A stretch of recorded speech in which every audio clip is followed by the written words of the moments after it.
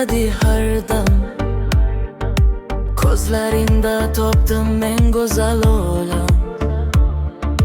Qo'lingni ushlasam to'xtaydi vaqt ham. Sevgimiz yashasin tong bilan har dam. Har nafasim senda, har orzum senda. Baxtimni topdim men faqat senla.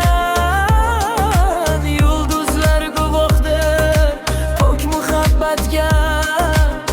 Yuragim aytadi faqat sendaya.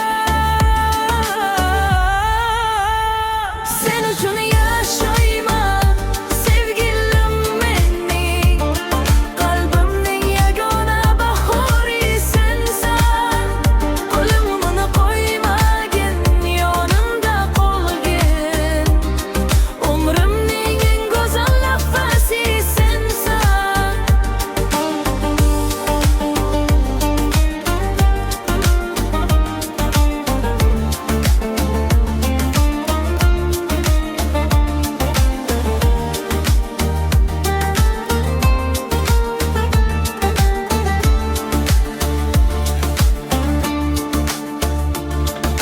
Sen uchun kuylayman har bir qo'shiqni.